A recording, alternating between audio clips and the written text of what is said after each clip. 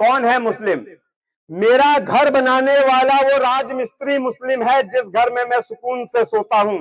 मैं आपको मुस्लिम की परिभाषा बताता हूं। आज कई अंधभक्त मुझसे टकराते हैं, उल जलूल के सवाल जवाब करते हैं, मेरे दिमाग को भी अपना जैसा बनाने की कोशिश करते हैं। इसलिए मैं उन लोगों से दोस्ती नहीं रखता। मैं ऐसे लोगों से बात करना पसंद नहीं करता जिनके दिमाग की संकीर्णता जीरो है। तो प्रश्न है, मुस्लिम है कौन? वो शख्स जिसने मेरा घर बनाया, जिसमें मैं सुकून से रहा, वो शख्स मुसलमान है। वो नाई जिसने बचपन से लेकर आज तक मेरे बाल काटता है और दाढ़ी बनाता है, वो शख्स मुसलमान है। मेरा प्लम्बर मेरा नल खराब होने पर मेरे घर आता है, वो प्लम्बर मुसलमान है। मेरा इलेक्ट्रीशियन मेरे घर पर आता है, वो इलेक्ट्रीशियन मुसलमान है। जिस टेलर ने मेरे कपड़े सिले, इस पोस्ट ऑफिस गली का मुन्ना टेलर या एक्सिस बैंक वाली गली का पाकीजा टेलर, वो दोनों ही मुसलमान हैं। मैंने कभी नफरत नहीं की, उन्होंने कभी नफरत नहीं की। फिर क्यों नफरतों का बीज हमारे दिमागों के में बोकर और उसको पनपाया जा रहा है? ये बहुत गलत है। ये हमारे सामाजिक ढांचे को तोड़ रहा है। मेरी बीबी के पैरों में जो पाजेब पड़ी है, उस पाजेब को बनाने वाला कारीगर मुसलमान है। जिस साड़ी को वो पहनती है और पीको फॉल करने वाला वो दर्जी मुसलमान है। गले का हार बनाने वाला वो कारीगर मुसलमान है। हाथ की चूड़ियां बनाने वाला वो कारीगर मुसलमान है। माथे की बिंदिया बनाने वाला वो कारीगर मुसलमान है। और ये हमसे कहते हैं, बटोगे तो कटोगे। कौन बांट रहा है? भारतीय जनता पार्टी बांट रही है। कौन काट रहा है? भारतीय जनता पार्टी काट रही है। बजरंग दल के जरिए काट रही है, हिंदू महासभा के जरिए काट रही है, आरएसएस के जरिए काट रही है, गौ सेवा समिति बनाकर काट रही है। और बात करते हैं बटोगे तो कटोगे। सीधी सीधी बात है, इन्होंने हमें आपस में लड़ाकर, हमारे दिमागों के साथ खेलकर अपनी कुर्सी, अपनी राजनीति की कुर्सी को मजबूत करने की कोशिश की है। इस व्यवस्था को बदलने की लड़ाई मैं लड़ रहा हूं और कांग्रेस पार्टी से मेरी दावेदारी भी 2027 में होने वाले विधायक चुनावों के लिए है। नारायण पाल भी खड़े हैं, नवतेज पाल भी खड़े हैं। पार्टी सर्वे कराएगी, जो कैंडिडेट अच्छा होगा, जिसको यहाँ के लोग पसंद करेंगे, उसको टिकट दे दिया जाएगा, ऐसी मैं उम्मीद करता हूं। आप लोगों के हाथ में सारे कैंडिडेट्स का भविष्य है। तो मेरी लड़ाई इस समाज को बचाने की है, क्योंकि मेरी लड़ाई कहती है, मिले सुर मेरा तुम्हारा तो सुर बने हमारा। किसका सुर? जब विभिन्न धर्मों के लोग की आवाजें आपस में मिलती हैं, जब विभिन्न धर्मों की संस्कृति आपस में मिलती है, तब जाकर भारत की संस्कृति बनती है। और यही है, मिले सुर मेरा तुम्हारा तो सुर बने हमारा। दूसरी इन्होंने जो बांटा है, वो बांटा है जाति के आधार पर। जाति के आधार पर आज आप खुद देख रहे हैं, इन्होंने जाति के आधार पर दो लोगों को बांटा है, हमारे हिंदू समाज का पिछड़ा वर्ग और दलित समुदाय। क्योंकि अपर कास्ट को ये नहीं बांट सकते, ब्राह्मण, क्षत्रिय और वैश्य से इनको कोई लेना देना नहीं है। बहुजन वोट का ताकत जो है, वो हमारे पिछड़े वर्ग जिसे ओबीसी कहते हैं और एससी वर्ग जिसे शेड्यूल कास्ट कहते हैं, दलित वर्ग कहते हैं, इनके हाथ में है। ये पढ़ ना जाएं, ये बढ़ ना जाएं, ये हमारी बराबरी पे ना पहुंच जाएं, ऐसी गंदी राजनीति इन्होंने शुरू कर दी है।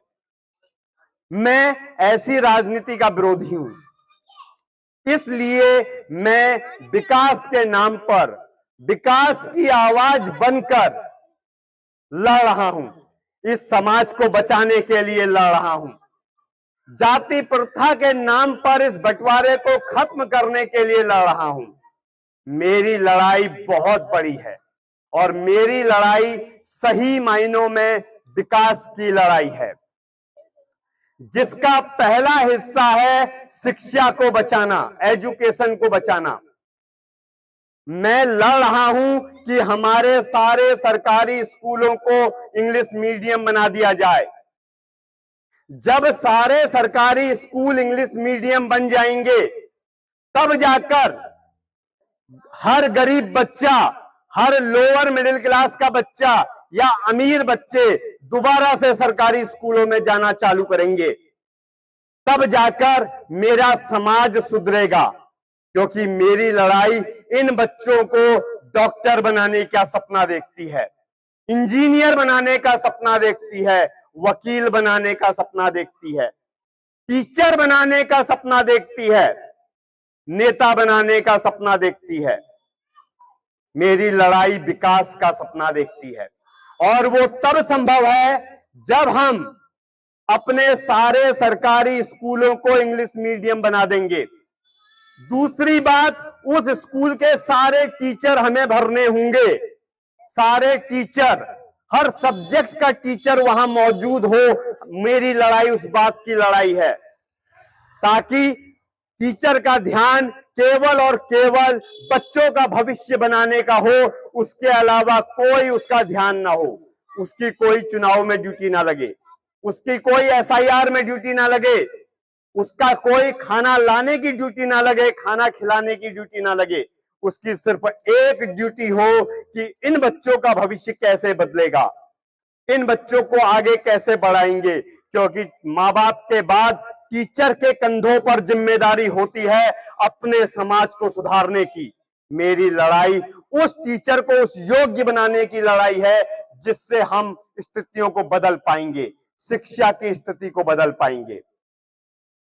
मेरी लड़ाई स्कूल के इंफ्रास्ट्रक्चर को सुधारने की लड़ाई है। मजबूत बिल्डिंग हो, हर क्लास के पास एक कमरा हो, लैट्रिन बाथरूम हो, पीने का साफ शुद्ध पानी हो, स्मार्ट क्लासेज हो, कम बच्चों के कंधों पर बोझ ना हो पढ़ाई का, कम पढ़ाई हो और अच्छी पढ़ाई हो। मेरी लड़ाई उस शिक्षा को बचाने की लड़ाई है।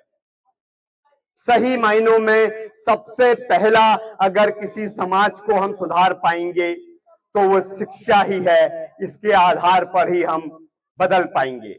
इस बात की मेरी लड़ाई है। पिछले 12 सालों में 1,20,000 सरकारी स्कूल मोदी जी ने बंद कर दिए। और ये मेरा आंकड़ा नहीं है, ये लोकसभा में खुद मोदी जी की सरकार के नीति आयोग का आंकड़ा है। हर दिन 25 सरकारी स्कूल बंद हो रहे हैं, 25 सरकारी स्कूल हर दिन बंद हो रहे हैं। 1,20,000 सरकारी स्कूल बंद कर दिए गए। हेलो, मुझे लग रहा है डिस्चार्ज हो गया। डिस्चार्ज हो गया ना? मेरा स्पीकर डिस्चार्ज हो गया, मैं इसे चार्ज करना भूल गया। 1,20,000 सरकारी स्कूल बंद कर दिए गए। जब इतने स्कूल आप बंद कर देंगे तो फिर विकास कैसे पैदा करेंगे, बच्चों को कैसे पढ़ा पाएंगे? मेरी लड़ाई इस बात की लड़ाई है। दूसरी मेरी लड़ाई है इंफ्रास्ट्रक्चर को बचाने की। इंफ्रास्ट्रक्चर का मतलब क्या है?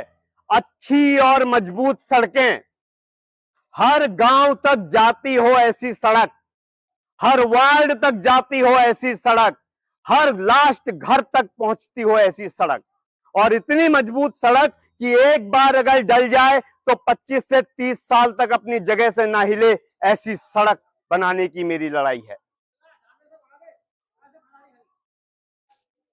मेरी लड़ाई है मजबूत ढकी हुई नालियां बनाने की लड़ाई। गंदगी बाहर ना आए, गंदगी ऊपर से ना जाए, नाली पानी के साथ अपने आप साफ हो जाए। जैसा है कि कमी हम में नहीं है, कमी हमारे नेताओं में है, क्योंकि उनके पास सोच का दायरा नहीं है, इसलिए विकास नहीं है। मेरी लड़ाई विकास की लड़ाई है, इंफ्रास्ट्रक्चर की लड़ाई है।